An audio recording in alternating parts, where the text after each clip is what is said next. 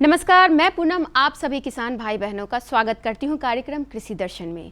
किसान भाइयों, कृषि दर्शन कार्यक्रम के जरिए न सिर्फ हम खेती किसानी बल्कि पशुपालन से संबंधित भी समसामयिक विषयों की जानकारी आपको प्रत्येक अंक में देते हैं। लेकिन कहीं ना कहीं आपके मन में कोई भी प्रश्न या सवाल रह जाता है तो हम प्रत्येक मंगलवार को फोन इन लाइव के माध्यम से आपको सीधे हमारी कृषि विशेषज्ञों से बात कराकर आपके शंकाओं को दूर करते हैं। तो जी हाँ, आज मंगलवार है तो तैयार रहिए अपने प्रश्नों के साथ। लेकिन सबसे पहले हम एक नज़र डालेंगे कि क्या कुछ नया है हमारे कृषि जगत में। खबरें खेती की में। नमस्कार, खबरें खेती की में आपका स्वागत है। मैं हूं किशोर जबी। आइए सबसे पहले एक नज़र डालते हैं आज के मुख्य समाचार पर। केंद्र सरकार ने गेहूं, मसूर सहित 6 खरीफ फसलों के एमएसपी बढ़ाने को मंजूरी दी। अभी के मौसम में पशुओं को अढ़ैया बुखार से बचाएं। उन्नत प्रभेद से मशरूम की खेती मुनाफे की खेती।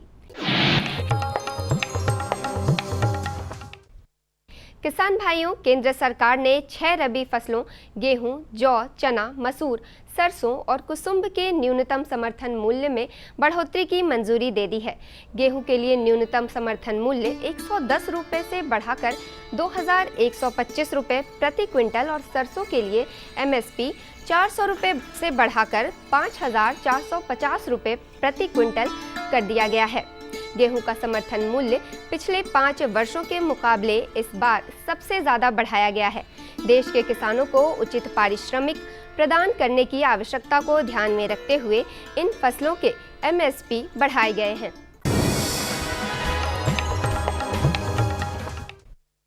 पशुपालक किसान भाइयों, सुबह में हल्की ठंड लगनी शुरू हो गई है, जबकि दिन के समय अभी भी तपिश है। ऐसे में पशुओं का विशेष ध्यान रखने की ज़रूरत है।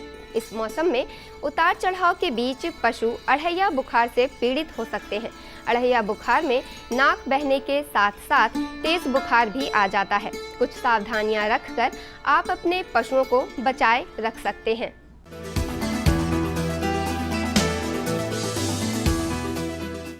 खबरें खेती की में आज आपकी मुलाकात वैशाली जिले के मीनापुर ग्राम के किसान चिंटू कुमार से, जो फूल गोभी की खेती से आत्मनिर्भरता की ओर बढ़ रहे हैं। हरी चौड़ी पत्तियों पर बर्फ के टुकड़े की तरह ये फूल गोभी दिखने में ही लगता है कि किसान की लगन और मेहनत को साकार कर गई है। फूल गोभी की सब्जी की अच्छी पैदावार और इसमें निरोग रखने के लिए किसान चिंटू नियमित तौर पर दवाओं का छिड़काव करते हैं। साथ ही क्यारियों से खरपतवार भी हटाते रहते हैं। 10 कट्ठा में की गई फूल गोभी की खेती से चिंटू की लागत लगी 25 से 30 हजार रुपए और इन्हें मुनाफा होगा लगभग 2 गुना या इससे भी अधिक। समेकित खेती का यही तो आनंद है कि कम समय में सब्जियों की फसल तैयार हो जाती है और इनकी बिक्री इनकी जेबें भी भर देती है, जिससे हमारे किसान भाई प्रोत्साहित भी होते हैं और खुशहाल भी। किसान भाइयों, रबी फसल सामान्यतः अक्टूबर-नवंबर के दरमियान बोई जाती है। आप भी फसल बोने के लिए खेत तैयार कर रहे होंगे। बुआई के पहले किसान भाइयों, आप खेतों की मिट्टी जांच अवश्य करा लें। मिट्टी में कुछ पोषक तत्व कुदरती तौर पर मौजूद होते हैं। फसल बोने से पहले मिट्टी की जांच इसलिए आवश्यक होती है क्योंकि मिट्टी जांच से यह पता चल जाता है कि आपके खेतों की मिट्टी में किन उर्वरकों की मात्रा कम है और कौन से उर्वरक संतुलित मात्रा में मौजूद हैं। यह पता चलने के बाद आप खेतों में वही उर्वरक इस्तेमाल करेंगे जिनकी जरूरत फसल की बढ़ोतरी में मिट्टी के लिए होती है। मिट्टी जांच से उर्वरकों की अनावश्यक इस्तेमाल से आप बच पाएंगे और यह तकनीक आपकी लागत को कम करेगी और उत्पादन की मात्रा एवं गुणवत्ता को बढ़ा देगी। किसान भाइयों, जायका और पौष्टिकता से भरपूर बटन और ऑयस्टर मशरूम आज का पसंदीदा खाद्य पदार्थ माना जा रहा है। इसलिए हमारे किसान भाई अगर इसकी उन्नत किस्मों से खेती करते हैं तो कम लागत और कम जगह में उपजने वाला मशरूम उन्हें ज़्यादा फायदा दे सकता है। आइए अब एक नज़र डालते हैं मंडी भाव पर। राजधानी पटना सहित प्रदेश की विभिन्न मंडियों में आज चावल और गेहूं के ताजा भाव उतार चढ़ाव के बाद कुछ इस प्रकार स्थिर है। सोनम चावल 4,000 रुपये प्रति क्विंटल, मंसूरी चावल 3200 से 3500 रुपये प्रति क्विंटल, गेहूं लोकल 2600 रुपये प्रति क्विंटल, गेहूं एमपी वाला 3600 रुपये प्रति क्विंटल, सरवती गोल्डन गेहूं 3800 रुपये प्रति क्विंटल। चलते चलते किसान भाइयों, आप देखिए मौसम का मिजाज। राज्य के कई हिस्सों में मौसम साफ एवं धूप खिली रहेगी, लेकिन पछुआ हवा के कारण सुबह एवं रात के तापमान में गिरावट दर्ज की जा सकती है। राजधानी पटना का अधिकतम तापमान 31 डिग्री सेल्सियस और न्यूनतम तापमान 21 डिग्री सेल्सियस तक बने रहने की संभावना है। किसान भाइयों को सलाह दी जाती है कि यह मौसम ब्रोकली, फूल गोभी तथा बंद गोभी की पौधशाला तैयार करने के लिए उपयुक्त है। पौधशाला भूमि से उठी हुई क्यारियों पर ही बनाएं। जिन किसानों की पौधशाला तैयार है वह मौसम को ध्यान में रखते हुए पौध की रोपाई ऊंची मेड़ों पर ही करें। अभी आप देख रहे थे कृषि जगत की हलचलों को। किसान भाइयों, तो तैयार हैं आप अपने प्रश्नों के साथ, तो देर किस बात की, फ़ोन उठाइए और सीधे जुड़िए हमारे कृषि विशेषज्ञों से जो स्टूडियो में बैठे आपके फ़ोन इन लाइव का इंतज़ार कर रहे हैं। तो चलते हैं सीधे स्टूडियो।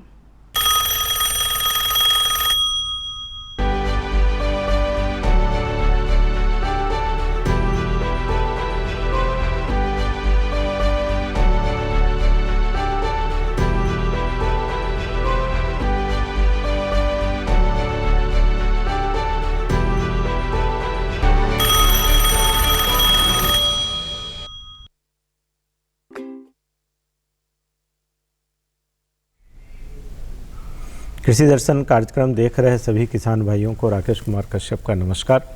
किसान भाइयों, कृषि में यांत्रिकरण का महत्व विगत कुछ वर्षों में अगर कहें तो पिछले एक दशक में काफ़ी महत्वपूर्ण हो गया है, जिसमें कि आप नए नए यंत्रों का उपयोग कर रहे हैं और उसका लाभ भी आपको मिल रहा है और सीधे तौर पे मिल रहा है, जिससे कि मानव बल के उपयोग में कमी आई है। तो आज हम लोग इसी पे अपने चर्चा को रखेंगे कि रबी के मौसम में जो आगामी हमारा मौसम आने वाला है सीजन कृषि का, उसमें कृषि यंत्रों की क्या उपयोगिता है उस पर। और हमारे साथ विशेषज्ञ भाग लेंगे डॉक्टर देवेंद्र कुमार, जो प्राध्यापक हैं कृषि अभियंत्रण विभाग डॉक्टर राजेंद्र प्रसाद केंद्रीय कृषि विश्वविद्यालय पूसा में। आप इनसे जुड़ सकते हैं, जुड़ के प्रश्न भी कर सकते हैं। अगर आपको कृषि यंत्रों से संबंधित कोई भी जानकारी चाहिए तो उसके लिए आप हमारा टोल फ्री नंबर उपयोग करें। हमारा टोल फ्री नंबर है 1800-3456171। तो आप इसका उपयोग करें। उसके पहले हालांकि सर हम लोग रबी की बात कर रहे हैं, लेकिन रबी की बात में एक जो सबसे महत्वपूर्ण पहलू आता है, जो खरीफ की कटाई के बाद ही रबी की शुरुआत करेंगे। और धान चूँकि हमारे बिहार में सबसे ज़्यादा भूभाग में लगाया जाने वाला फसल है, तो वैसे में धान की कटाई को लेकर बार बार बात होती है कि जो हम लोग हार्वेस्टर का उपयोग करते हैं वो कितना उपयोगी है और कितना ज़रूरी है। बहुत अच्छी बात है कश्यप जी, आपने जो बोला सही बात है। पहले धान की कटाई अच्छे से हो जाए, उसके बाद फिर रबी के फसल की तैयारी करना चाहिए, कैसे रबी में फसल लगाना है, क्या लगाना है। तो देखिए अभी है क्या कि इस बार बारिश का जो मौसम हुआ है, बड़ा ही सिचुएशन क्या बताएं, अनडुलेटेड लैंड जैसे होता है, उबड़ खाबड़ ज़मीन होती है, उसी टाइप से इस बार जो बारिश का मौसम हुआ है अनप्रेडिक्टेबल। किसानों को भाइयों को पता नहीं था कि हाँ कब बारिश हुई क्या नहीं हुई, इसके कारण क्या हुआ है। हो सकता है इस बार खरीफ में जो हमारा धान लगा हुआ है, लेट बारिश के कारण उनकी जो कटाई होगी धान की वो थोड़ा लेट होगा, क्योंकि बहुत सारे खेतों में इतना पानी जमा हुआ है कि थोड़ा लेट होगा, या पानी जमा रहेगा उसी बीच में कटाई करनी पड़ेगी, या पानी को ड्रेन आउट करना पड़ेगा, क्योंकि मॉइस्चर काफ़ी हो गया है। तो जहाँ तक कटाई की बात है, जो समय हमारा जो मैच्योरिटी का समय, हमको तो उस समय में ही काटना पड़ेगा धान को चाहे पानी, चाहे मॉइस्चर ज़मीन में ज़्यादा हो, चाहे पानी लगा हो। यदि कटने का समय आ गया तो उस समय हम देखेंगे यदि खेत में पानी लगा हो तो उस पानी को हमको निकालना, पानी की निकासी की व्यवस्था हम करेंगे।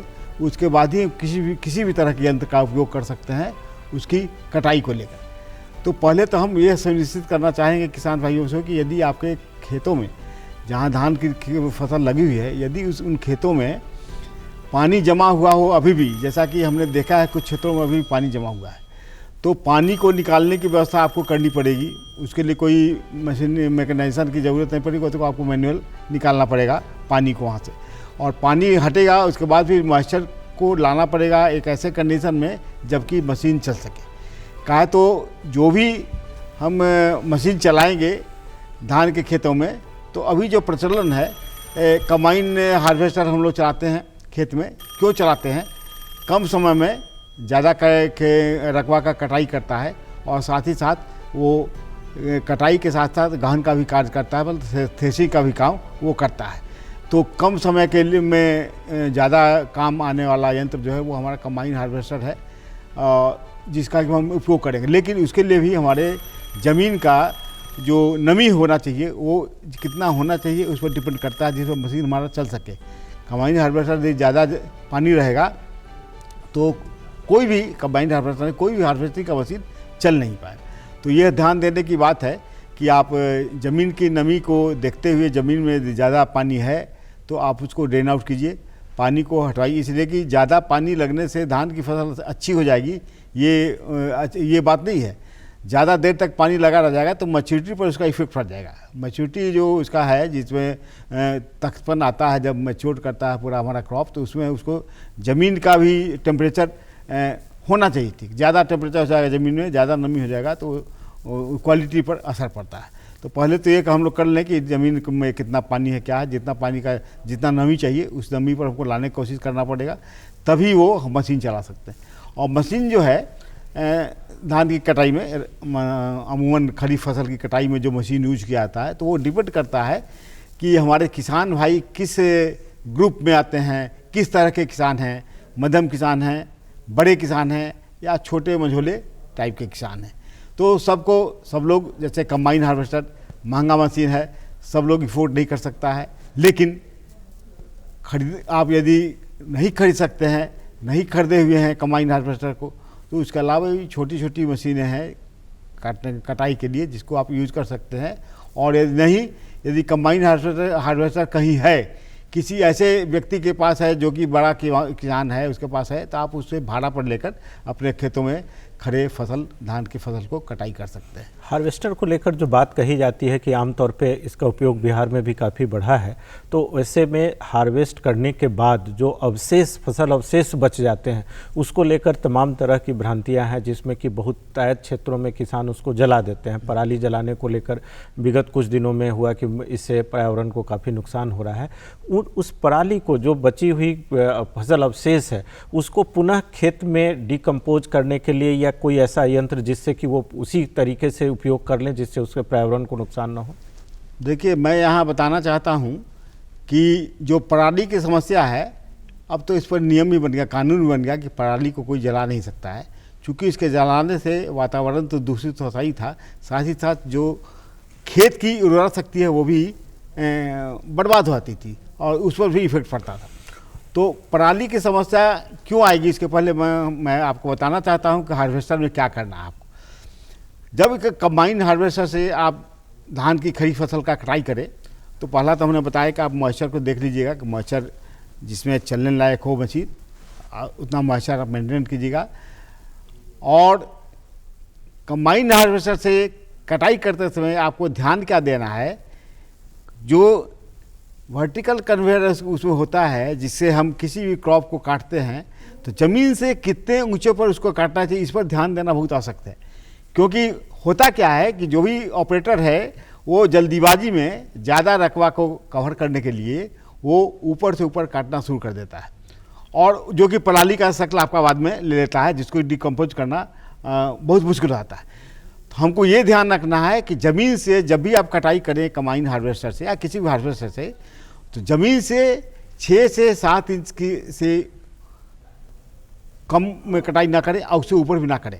यदि उससे ऊपर करेंगे तो उसमें आपका समस्या 2-3 समस्या आएगा कि ये एक तो हो सकता है कि आपका पराली का समस्या आ ही जाएगा, जिस पर कि हमको बाद में बहुत परेशानी का सामना करना पड़ेगा। और साथ ही साथ जो हमारा हार्वेस्टिंग के द्वारा यदि ऊपर हमारा काट कर चलेगा जो रिक्वायर्ड है 6 से 7 इंच की डेप्थ पर, उसके बाद आपको लॉसेस ज़्यादा होंगे धान के खेतों में।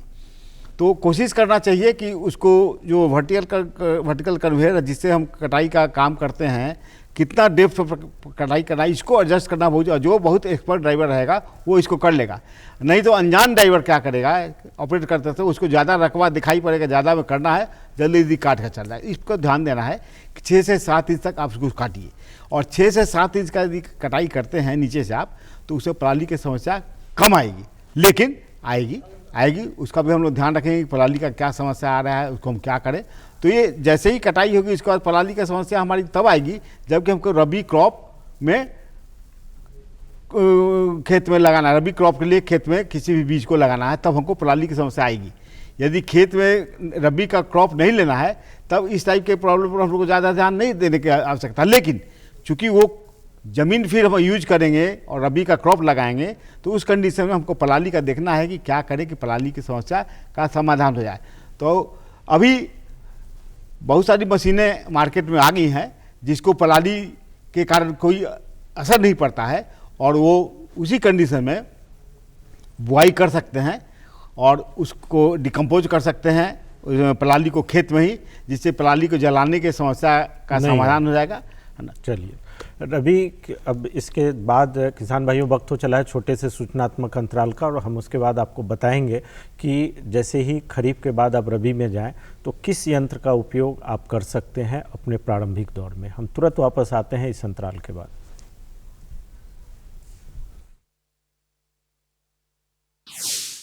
अरे भाई रामेश्वर, क्या बात है, बड़े परेशान दिख रहे हो?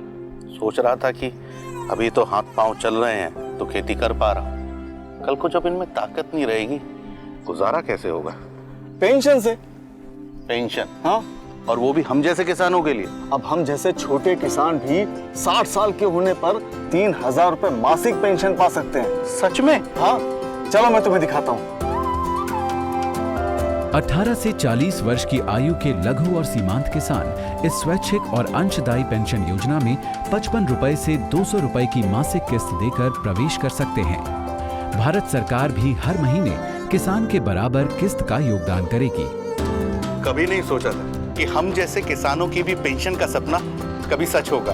प्रधानमंत्री किसान मान धन योजना, अन्नदाता के परिश्रम को संबल, पेंशन से सुरक्षित उनका कर। नजदीकी जन सेवा केंद्र जाकर इस योजना से जुड़ें। वाह मेरे स्मार्ट किसान, स्मार्टफोन है, डाटा भी है और कृषि नेटवर्क ऐप खेती की हर समस्या का समाधान। बीज का चयन, फसल बीमारी के उपचार, आसपास के मंडियों के भाव, अब हमारे हाथ में हर समाधान। कृषि नेटवर्क, किसान का स्वाभिमान। डाउनलोड करें अभी के अभी। किसान भाइयों, कृषि में जब यंत्रों की बात कर रहे हैं और आज का खासकर हम लोग चर्चा कर रहे हैं कि रबी में किस तरीके से रबी के मौसम में जो कृषि का कार्य करें उसमें किन किन यंत्रों का उपयोग करें, तो सबसे पहले खरीफ की उत्तरार्ध जो कि आप कटाई की बात करें उसकी जानकारी दी अभी हमने।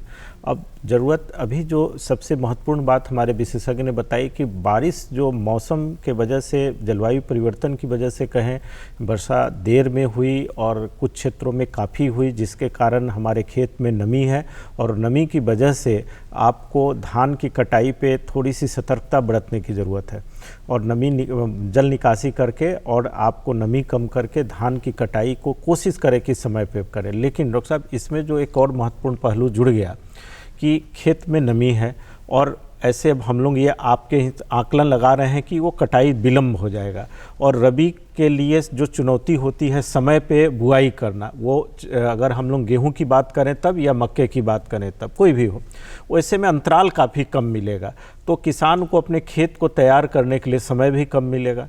तो उस स्थिति में क्या रबी में भी हम लोग जीरो टिलेज के मेथड का उपयोग कर सकते हैं क्या? बिल्कुल, जीरो टिलेज मेथड जो है, जीरो टिलेज से जो सीडिंग की बात होती है, जीरो टिलेज चलाने की जो बात होती है खेत में, इसे शुरुआती दौर में धान गेहूँ किया जाता था इससे, लेकिन अभी आज के समय में जीरो टिलेज मशीन से रबी का सारा क्रॉप आप बाव कर सकते हैं, सारे की बुआई आप इस क्रॉप से कर सकते हैं, इसमें कोई दिक्कत नहीं है। और मॉइस्चर लेकिन देखना है मशीन को, जीरो टिलेज मशीन को चलाते समय भी मॉइस्चर आपको देखना होगा, क्योंकि यदि खेत में मॉइस्चर ज़्यादा होगा तो ये मशीन ठीक से काम नहीं करेगा। तो खेत का कंडीशन ऐसा होना चाहिए कि दलदली नहीं हो, मुलायम हो, खेत मॉइस्चर के कारण मुलायम जरूर हो लेकिन दलदली नहीं हो। दलदली होगा तो ये मशीन फंसेगा। और जीरो टिलेज से आप समय पर यदि चाहते हैं कि इस बारिश के कारण जो भी लेट होगा खरीफ के धान की फसल के कटाई में, और हम चाहते हैं कि रबी के क्रॉप को मेंटेन करें, समय पर करें, तो मशीन को आपको यूज करना ही पड़ेगा। वो चाहे जीरो टिलेज मशीन हो, चाहे इसका दूसरा रूप है हैप्पी सीडर वो हो, आप किसी भी को यूज कीजिएगा, लेकिन मॉइस्चर को खेत में देखिएगा। मशीन के चलने लायक मुलायम होना चाहिए ज़मीन, लेकिन दलदली नहीं होना चाहिए, नहीं तो मशीन नहीं चल पाएगा। और जीरो टिलेज से आप आराम से बुआई कर सकते हैं। रबी का जितना भी क्रॉप है, आप मसूर लगा सकते हैं, आप गेहूं लगा सकते हैं, आप तोरी लगा सकते हैं, आप मक्का लगा सकते हैं। रबी का जितना भी 6-7 प्रकार का फसल रबी में आता है वो सब आप जीरो टिलेज मशीन से लगा सकते हैं। और उसमें केवल ध्यान देना है आपको, जो मीटरिंग डिवाइस है जिससे कि वो दाना गिरता है ज़मीन में, आपको उसको कंट्रोल करना है कि ज़्यादा दाना आपका नहीं गिरे, और जो रिक्वायर्ड है दाना गिरने का जितना सीड का रेट हमारा, उसको कम से कम मेंटेन कीजिए। और इसका एक तरीका होता है मीटरिंग डिवाइस का, कैसे उसको मीटिंग करें, कैसे उसका पता चलेगा कि हाँ हमारा सीड जो गिर रहा है एक्चुअल गिर रहा है, ज़्यादा नहीं गिर रहा है। तो इसको एडजस्ट करने की बात है, इसको एडजस्ट करके आप पता लगा सकते हैं कि कितना गेहूँ गिरना चाहिए। और हमारा कम गिर रहा है तो उसके होल को ज़्यादा करना होगा, ज़्यादा गिर रहा है तो होल को कम करना पड़ेगा। जो मीटिंग डिवाइसेस है, जो फ्रूट रोलर है, जैसे गेहूँ हमारा गिरता है तो उसको ध्यान देने की आवश्यकता है। किसान भाइयों, जो सबसे बड़ी चुनौती आपको खरीफ के बाद रबी में आएगी, निश्चित तौर पे आएगी, वह है समय, जिसके वजह से खेतों की तैयारी करने के लिए आपको कम समय मिलेगा। वैज्ञानिकों के द्वारा जो अनुसंधान के बाद निकला है कि आप जीरो टिलेज से कृषि करते हैं तो आपके उत्पादन में कोई कमी नहीं आएगी।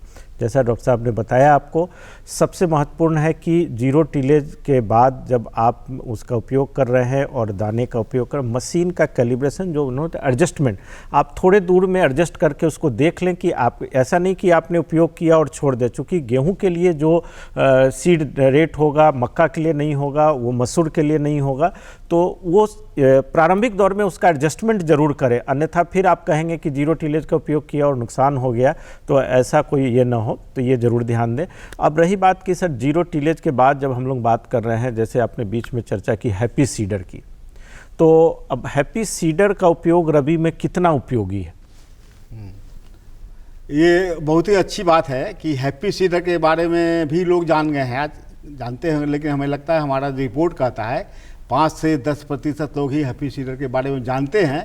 उपयोग तो केवल 2 से 3% लोग कर रहा है, लेकिन जानकारी 5 से 6% लोगों को है। मैं यहाँ आपको बताना चाहता हूँ कि जो जीरो टिलेज से बुआई किए होंगे और हैप्पी सीडर से भी चाहते हैं बुआई करना, दोनों में क्या अंतर होता है? इस अंतर की चर्चा हम करेंगे, अभी वक्त है थोड़ा छोटे से सूचनात्मक अंतराल का, और हम वापस आते हैं इस अंतराल के बाद और आपको फिर निरंतरता में हैप्पी सीडर के विषय में बताएंगे।